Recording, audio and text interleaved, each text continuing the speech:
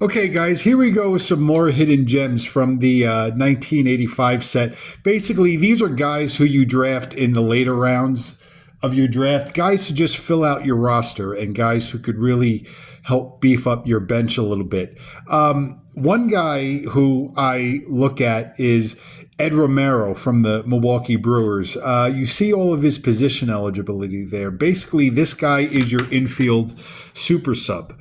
And when you look at building a team, and if you look around your infield, let's say, for example, if you got a guy like a Willie Randolph playing second base, well, Willie Randolph isn't a guy that you're really going to pinch hit for a lot. Or if you got one of the top third basemen like a Mike Schmidt or a George Brett, what you're looking for are just guys to fill out your bench or basically play if one of those guys should get hurt, or maybe play shortstop if you got a pinch hit for your shortstop or something like that. So sometimes you just have to find guys like this with position flex, and you can see Romero plays nice defense at shortstop and second base. Really like the defense he gives you, and his third base defense is not that bad either. So Ed Romero is one of the guys who could help you fill out your bench, much in the same mode of Ed Romero. We got Dave Anderson from the Los Angeles Dodgers. Again, this guy is a infield super sub. His defense is above average at all three positions, right? So we have Dave Anderson there. Just let me double check his at-bats. 221 at-bats, yes, so that should make him eligible in most leagues. Here's one guy who may not be eligible in some leagues. This is Tony Phillips from the Oakland A's. 1985 season, 161 at bats. But again, this is one thing that I really like. I really like guys who give you that third base and middle infield eligibility. And you can see he does a nice job of getting on base. The only tricky part is he does have an injury on 1-6 against righties, and he's got an injury on 2-8 against lefties. And also the other thing that may be an issue, of course, is whether or not he's eligible in most leagues. But you can see he's a 1-16 running the bases. He's a C stealing. So again, this is another guy who could play a lot of roles coming off of the bench for you.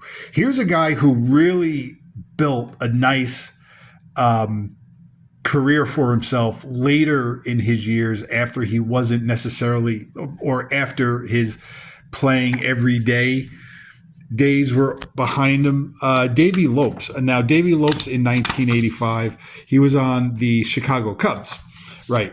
And you just look at Davey Lopes, again, he just plays all over the outfield, and he gives you good defense. He's only an E2 in all those positions, and you just look at his card, and he just really hammers left-handed pitching, and you could get away with playing him against right-handed pitching as well. So really, I look at Davey Lopes as a guy who you bring off the bench and just use him as a pinch hitter against either lefties or righties.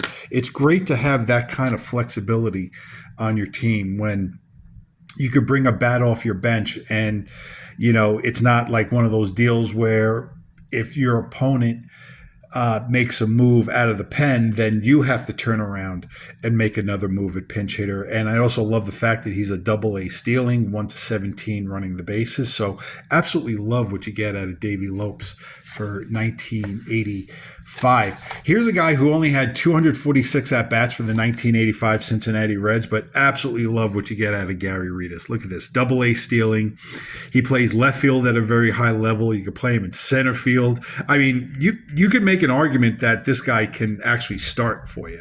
I like his on-base chances here. You see outside of that one column against lefties, he's got walks on 2-5 and 2-7. He's got another walk on 3-7. But if you guys have Gary Redus as your outfield sub on your bench is looking pretty good. Gary Redus can do a lot of things for your team. And again, just love the double-A stealing, 1-17. Love to have that coming off of the bench. Now, Paul Householder made my top 5 hidden gem video from 1985, much in the same mode as Paul Householder. And He just barely did not make my video. Joel Youngblood. Absolutely love what you get out of Joel Youngblood. You can see he plays all three outfield positions. Now, he is an E16. That's a little bit high, I know, but just absolutely love this card. You could just see he's just really good at getting on base. He's got some nice runner advance hits in his three column. Against lefties, and he has a couple single two asterisks in his three column against righties. But again, this is just another guy who could really help beef up your bench when you're building your Stratomatic team. Now, the next guy that I'm going to show you, and oh, by the way, I'm not doing this in any particular order, by the way. Because again, let's face it, when you are drafting a team, right? Sometimes it's just a matter of what's available to you at the time and also how the rest of your team looks, right? So I'm not really doing this in any particular order. I'm just picking out some guys who could really help you fill out your roster and help beef up your bench a little bit. Now, the next guy I have to admit a little bit of a bias to because I did just play a full season with the 1985 Yankees, but I absolutely loved having Billy Sample on my team for 1985. You could see, again, this is another one of those examples of where you have a guy who his card may not necessarily pop out at you, right? But you could see when you have him in the game against left-handed pitching, he just has some hits placed in some really nice spots on his card. We focus in on his card against lefties. 1-5, 1-6 or single two asterisks. 1-8 is a single. You got a single two asterisk on 2-7, and he's got a little bit of pop there in the three column. He's got a home run 1-7, double wrestled away, double single two asterisk on 3-10. Billy Sample really helped me out when I was playing my season with the 1985 Yanks. And you see, he plays excellent defense in left. You could get away with playing him in center field. So Billy Sample is a guy who could really help you round out your roster and build up your bench when you're drafting for 1985. Now, here's another guy who might be a little bit tricky because of eligibility. This is Thad Bosley from the Chicago Cubs. You can see 180 at-bats. This is a guy who, if you draft him, first of all, if he is eligible for your league, and if you draft him, this is a guy that you would obviously either use in a platoon or bring him off the bench against right-handed pitching. But you can see he does so much damage against right-handed pitching. That's a really nice one column, and you can see he's got some nice hits outside of that one column, and you can see his defense in the corner outfield spots is well above average. So Thad Bosley is a guy who I would really zero in on, so long as he's eligible, of course. We also have St. Louis Cardinals Tito Landrum, right? Again, eligibility might be an issue here. 161 at bats, hit 280 while he was with the Cardinals in 1985. Again, Tito Landrum is another one of those guys who you draft, and you could use him in a platoon, right? I really like this card against left-handed pitching. He's got some nice pop down here. 2-8 is a home run, 1-5, triple 1-9 on 2-9. He's got some nicely placed on base chances outside of his column. And you can also see he gives you elite defense in the corner outfield spots.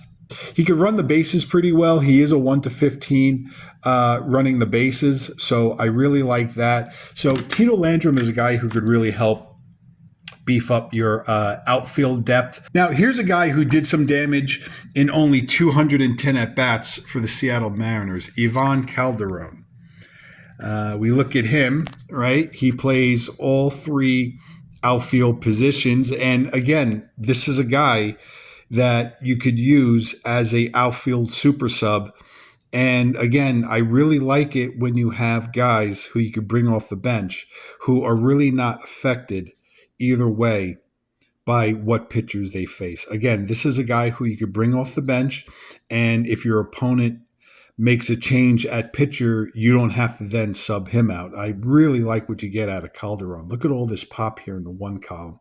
You got a double, stand-up double there, home run, triple, ballpark effect home runs on 110 and 112. You look outside the column, right? You got a walk, you got a single 2 asterisk there, you got a walk on 3-7, injury on 3-8. Got to be worried about that, which is why he's really not an everyday player. Same thing on 3-8 against righties. But Calderon is a guy who I would definitely grab in the later rounds and just use him as a pinch hitter. I really love this hitting card that you get out of Ivan Calderon. So those are some guys who I just wanted to show you, guys who could help you fill out your bench and really play multiple roles for you off your bench, because that's really what you want to look for when you're looking at bench guys. I don't like one-trick ponies. Guys who could just like pinch hit against one side of the plate, and then if your opponent makes a move out of the bullpen, then you have to make another move. Like, I really like guys who could play multiple roles off of your bench. So those are some of my hidden gems from the 1985 Stratomatic set.